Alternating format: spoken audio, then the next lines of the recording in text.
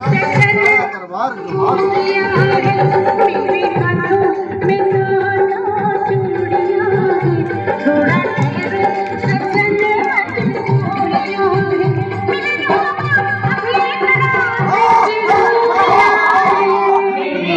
कि हाथ दिखाओ मेरे को। चलो जाओ यहाँ से।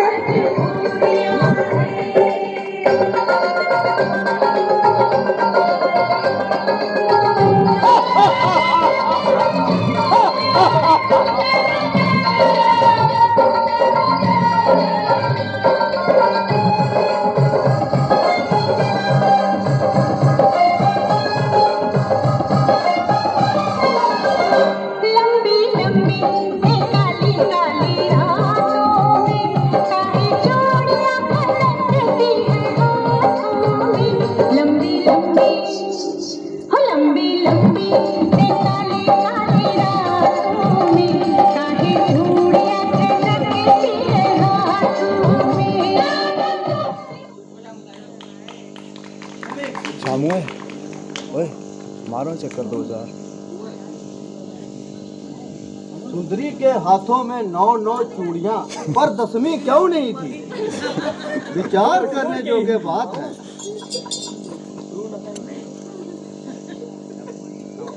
कहां से आती हैं ऐसी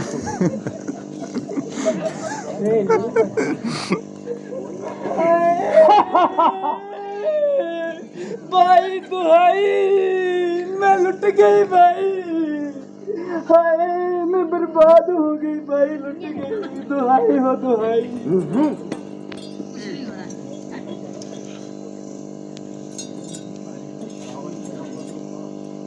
क्या हुआ शूर्पणखा? भाई दुहाई हो दुहाई। ये कैसी गति बना रखी है तुम्हारी नाक पर? यह घाव कैसा?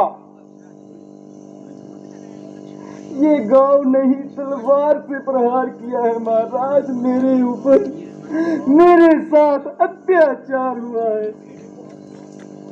क्या तलवार से प्रहार? हाँ महाराज, ये शूर्पणखा की नाक नहीं काटी, ये लंकापति रावण की नाक कटी है। वहां पर बैठकर खर और दूषण क्या कर रहे हैं? वह युद्ध में मारे गए। उनका मानना तो काल के लिए भी असंभव है, तो किसने किया यह दुस्साहस? मानव ने।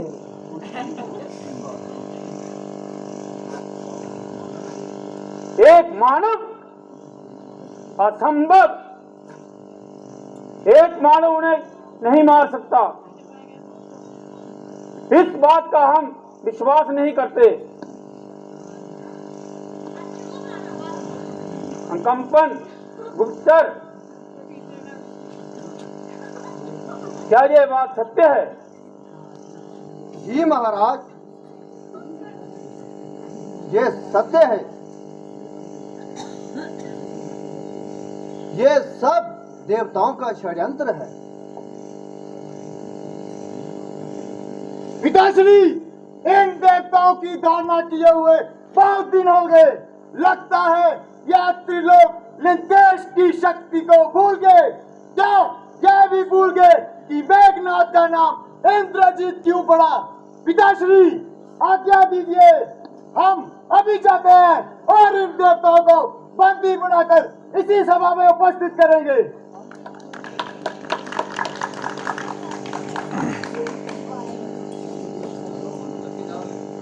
वह दोनों मानवती सुंदर हैं, उनके साथ एक स्त्री भी है जिसके रूप को एक बार देख लो तो कामदेव भी मोहित हो जाए।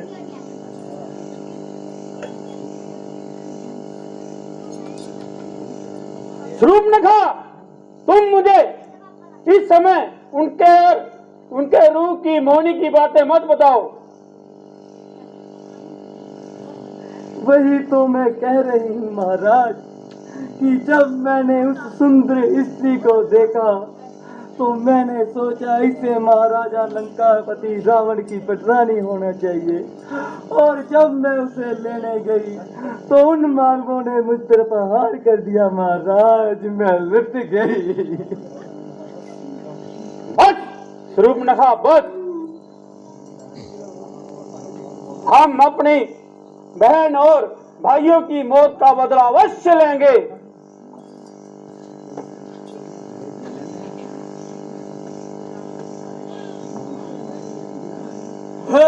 इतने वीर हैं तो उनकी बुद्धि धर्म विरुद्ध नहीं हो सकती। फिर उन्होंने बिना कारण हमारे जन्म स्थान पर आक्रमण करके उसका विनाश क्यों किया? महामना, उन्होंने आक्रमण नहीं किया, आक्रमण तो हमारी सेना ने उन पर किया। हमारी सेना ने उन पर आक्रमण किया तो हार गए, इसमें उनका कोई दोष नहीं। और इससे पहले उन्होंने कोई हमारा अपराध भी नहीं किया। भविष्ण जी, आप इस बात पर भी ध्यान दें, पिछले कुछ वर्षों से इन दोनों राजकुमारों ने राक्षस जाति की तबाही मचा रखी है।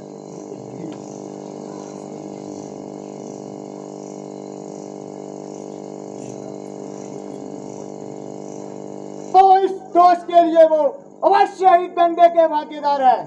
कार और दूषण ने उन पर आक्रमण करके उचित ही किया होगा।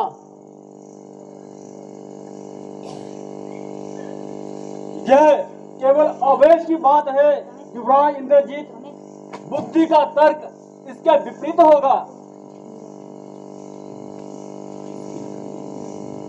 विष्णु भाई, तुम हाथों में ना चूड़ियां डाल के बैठ जाओ।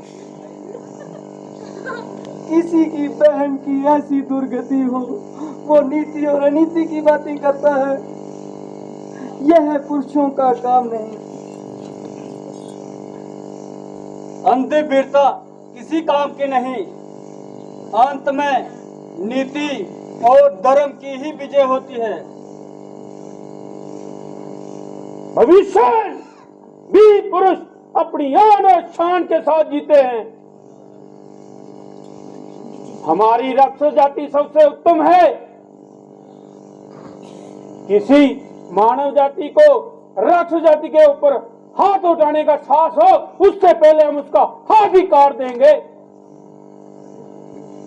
फिर उन्होंने तो हमारी बहन का अपमान किया है, हम उनकी स्त्री को अपनी पटरानी बनाएंगे। मेरी भूल क्षमा करें महाराज। मेरी सहमति से उन पर सीधा आक्रमण करना बुद्धिमानी नहीं होगी। मेरी मानो तो आप छल और बल से उनकी स्त्री को हर लाओ, क्योंकि राम अपनी स्त्री से बहुत प्रेम करता है। यह नीति विरुद्ध है महाराज। विभीषण, तुम चुप रहो। काया विभीषण, हम मंत्री की बात से सहमत हैं। विचार करने योग्य बात है, उस पर विचार करके हम स्वयं उचित निर्णय लेंगे।